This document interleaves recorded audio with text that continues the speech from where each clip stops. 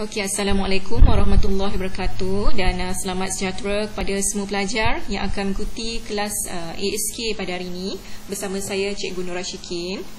Okey, pada hari ini kita nak buat sedikit perbincangan lah mengenai latihan yang lepas, iaitu berkaitan dengan struktur kawalan ulangan ulang sehingga ataupun repeat until.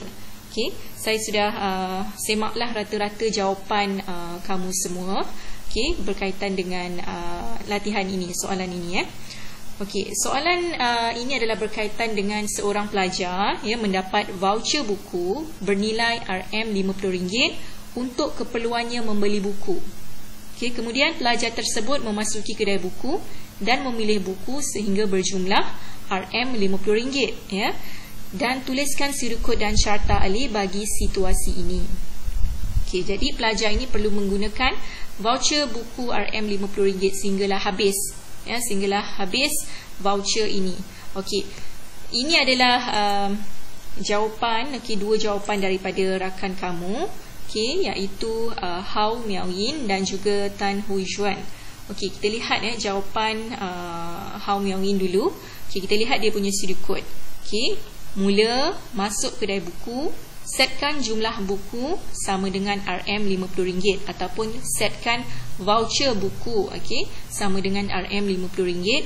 Ulang, kemudian memilih buku sehingga jumlah buku sama dengan RM50 dan tamat.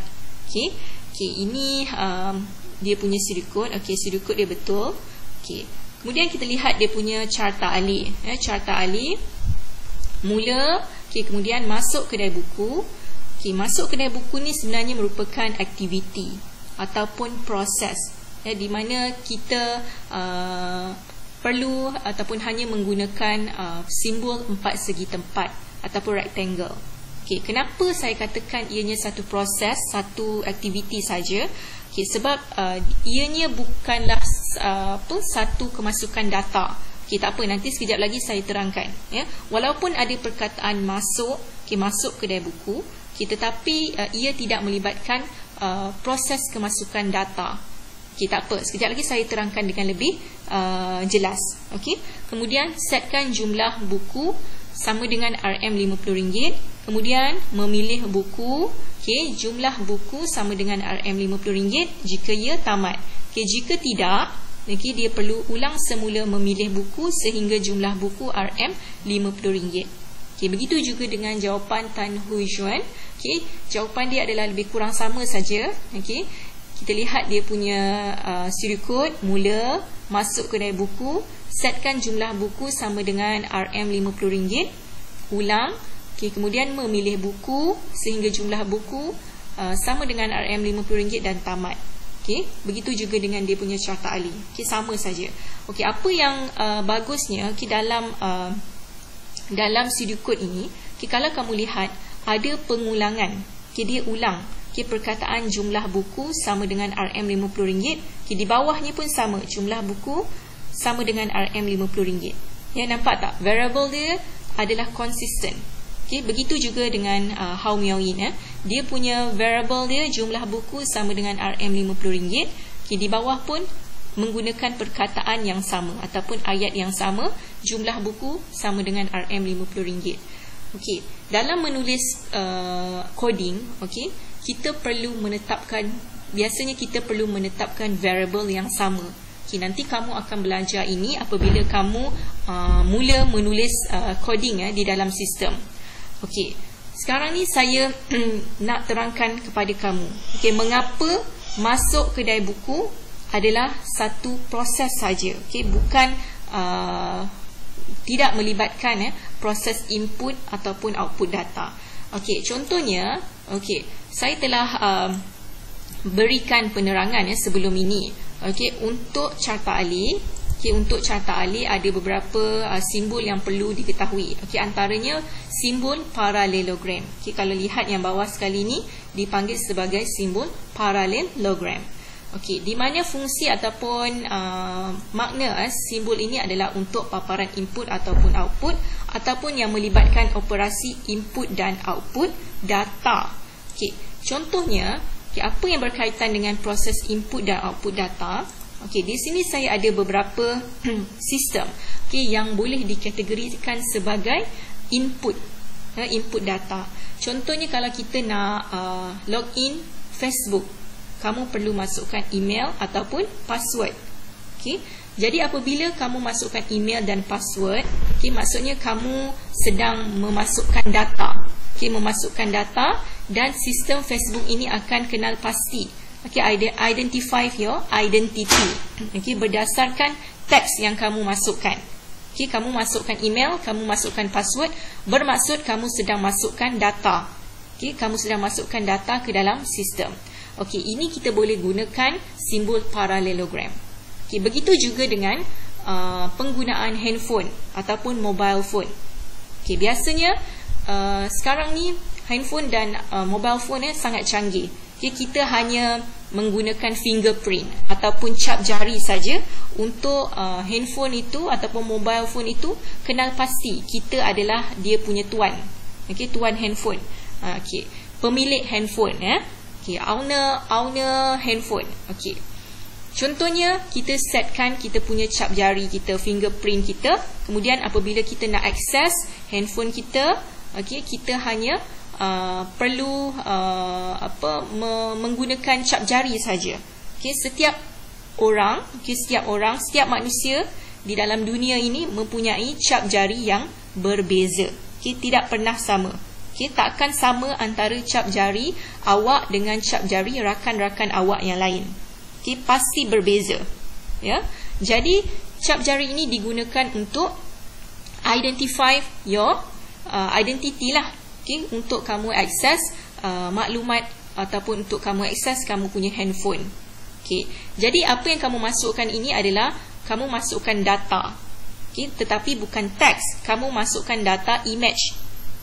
Jadi handphone ini dia akan kenal pasti image yang terbentuk daripada cap jari kamu. Jadi ini juga salah satu proses kemasukan data yang kita boleh gunakan simbol parallelogram. Seterusnya kita lihat sistem yang ketiga. Ini adalah contoh sistem vending machine ataupun kita panggil sebagai mesin runcit. Apabila kita menggunakan mesin runcit ataupun vending machine untuk membeli makanan, untuk membeli minuman, apa yang perlu kamu buat? Kamu perlu masukkan duit, kamu perlu masukkan wang. Jadi kamu masukkan duit, kamu masukkan wang. Sistem ni dia akan kenal pasti, dia akan identify image yang terbentuk daripada duit itu, daripada wang itu. Kamu masukkan RM1, dia akan keluar, dia akan display, oh kamu sudah masukkan RM1 di sini. Kamu masukkan 50 sen, dia akan tulis, kamu sudah masukkan 50 sen. Jadi sistem ni dia akan detect duit kamu, wang kamu berdasarkan image yang ada pada duit tersebut. That's why sistem ini boleh kenal pasti. Boleh kenal pasti berapa jumlah yang kamu masukkan duit. Contohnya harga makanan ataupun minuman ini RM2. Kamu masukkan RM1. Dia akan paparkan, dia akan display dekat sistem ni RM1. Kemudian kamu masukkan lagi RM1. Dia akan display di sini RM1, RM2 lah. Sudah RM2. Sudah RM2 barulah kamu boleh pilih ataupun tekan makanan ataupun minuman yang kamu nak beli. Jadi sistem ini adalah menggunakan sistem kemasukan data ataupun kita boleh menggunakan simbol parallelogram. Di mana dia mengenal pasti data melalui image yang ada pada duit tersebut. Sama ada duit shilling ataupun duit kertas. Begitu juga dengan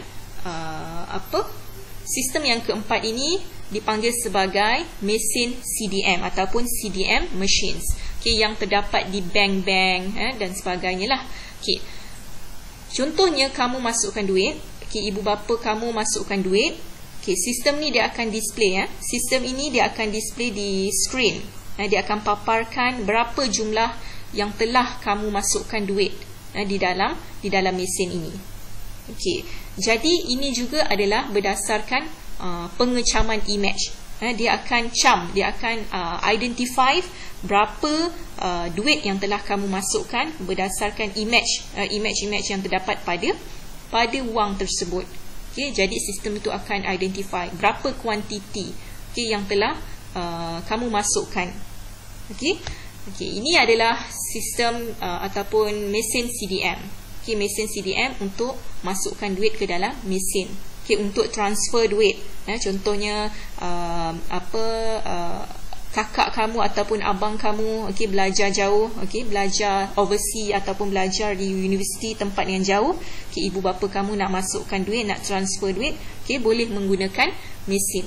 Mesin di bank yang kita panggil sebagai CDM.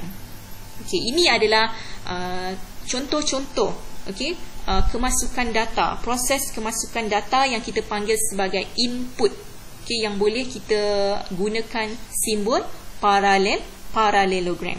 Berbeza dengan yang inilah tadi, masuk ke kedai. Masuk kedai buku merupakan proses saja, merupakan aktiviti biasa saja. Jadi hanya menggunakan, kamu perlu hanya menggunakan simbol empat segi tepat ataupun rectangle. Simbol parallelogram hanya melibatkan proses input data. Yang ini kamu perlu tukarkan kepada rectangle ataupun empat segi tepat. Jadi saya harap kamu fahamlah. Kamu faham perbezaan antara input, fungsi input output dan juga fungsi proses ataupun aktiviti biasa. Jadi untuk hari ini setakat itu saja. Assalamualaikum warahmatullahi wabarakatuh dan selamat sejahtera.